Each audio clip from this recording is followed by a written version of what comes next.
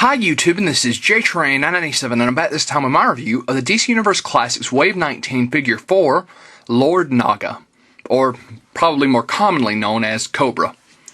But get a good look at him here in the packaging. He comes with his staff, which appears to be his only accessory, with the exception of his Collecting Connect piece, which is the upper torso of Stripe, as you can see there in the packaging.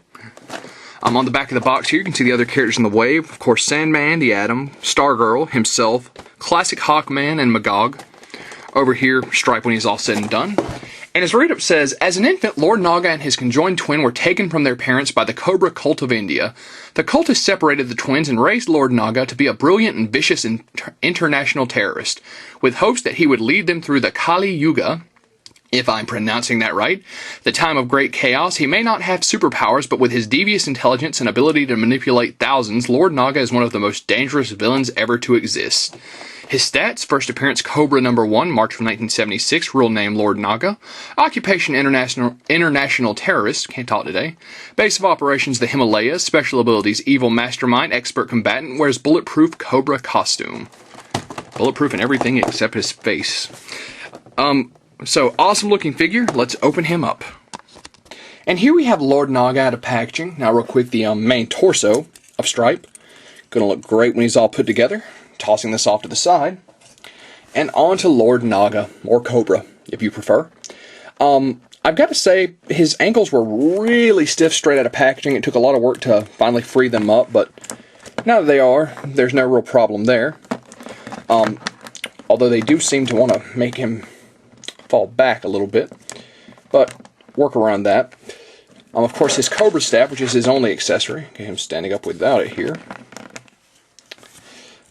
It's actually really nicely detailed. I'm loving this sculpt. Everybody knows I'm a big G.I. Joe fan, so if you wanted to make a custom scale G.I. Joe Kobra Commander, this staff could easily be a reused piece, but I wouldn't take it away from Lord Naga for that.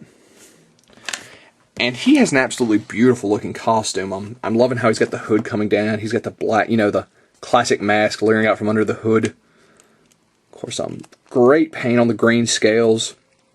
Very kind of bright and shiny. Really makes him pop. Just all down his outfit's really nice. Now, speaking of his outfit, you do hinder a tiny bit of articulation, mainly for these shoulder pads. The arms still do go out. You basically just have to be a little more careful when you're rotating the ball joint. They really don't hinder anything all that much. The hood, you still get the full 360. You even maintain a little bit of the up and down, so I don't think it hinders it as much as I thought it would. As far as the ab crunch, it still has full movement, although it's a little stiff. Legs go out, forward, and back, tiny bit hindered by the cape.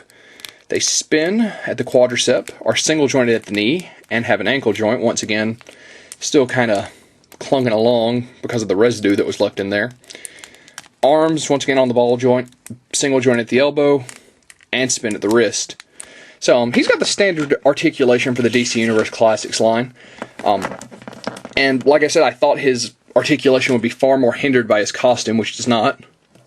So dropping his staff back in here. I haven't read a lot of this guy, but unlike some of the others where seeing the figure in the lineup was the first I've ever heard of him, I have seen him around. I actually read the comic book where they killed him off, which with the reboot, I don't know where he stands. But he's made some appearances in cartoons and other things like that. This staff doesn't really want to stay straight right now. Oh well. So in the end, I think he's a great looking figure. His articulation is the normal and it's unhindered even with such a bulky costume. An absolute must-own in my book. And that being said, this is JTrain997 and I'll see you soon, YouTube.